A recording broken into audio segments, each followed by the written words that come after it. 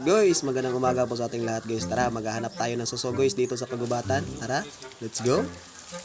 Guys, pasukin natin ang kagubatan. Ewan ko kung anong tawag niyo dyan sa inyo. Basta ipapakita ko sa inyo kung ano yung forma niya. So, tingin-tingin lang tayo sa itaas mga guys. So, ito, tara. So, yung mga idol, madalas mo silang makikita sa mga may kawayan nakadikit sa mga punong kahoy. Ayan. So, ayan po mga idol. So, ayan po mga idol. Ito po mga idol. Oh. Ito. Anong tawag dito sa inyo dyan mga idol? Ito. Tara, let's go. So yan po mga idol. So kumakain ka ba ng ganyan? Comment ka naman sa baba. So ayan po, inaakyat na po. Ito po ay tinatawag na suso o hila-hila po dito sa amin ang tawag. Ewan ko kung anong tawag din sa inyo. So ayun guys, so tapos na tayong manguha. So diretso na tayo sa kusina. Tara, let's go. So ayun guys, tapos na po nilang pinakuluan yung suso na nakuha natin. So tatanggalin lang natin dyan yung bituka para hindi mapait. Tapos hiniwan na natin dyan yung mga sangkap mga idol. So ito po yung mga sangkap sa ating snail sizzling sisig mga idol. So balik natin. Pasensya na kayo mga idol, may mga bata kasi mga makukulit idol.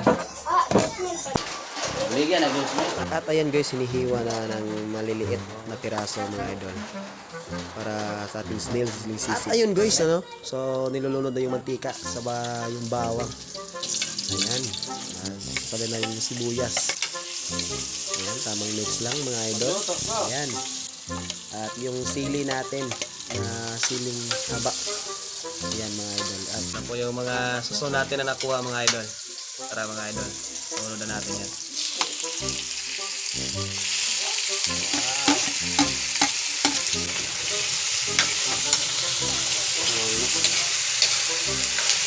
Sunod na natin yung texture natin mga idol.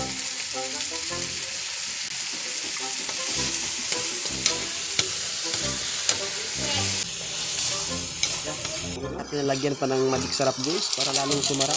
Ayan. At saka yung nor cube mga idol.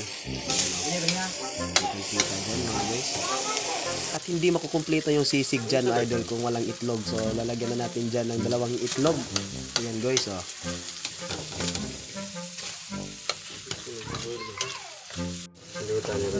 Wow. Yan po mga idol.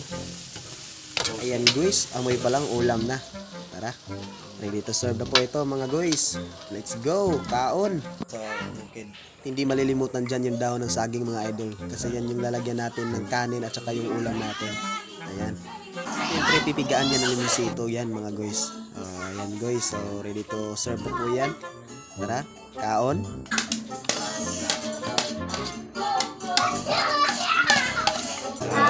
Kaon. Hindi magkakalimutan dyan yung guys, yung traditional sign ng kaon guys. So kain, tara. Yan, salamat sa panonood. Kita-kits sa next video. Huwag kalimutan mag-follow and share. Let's go!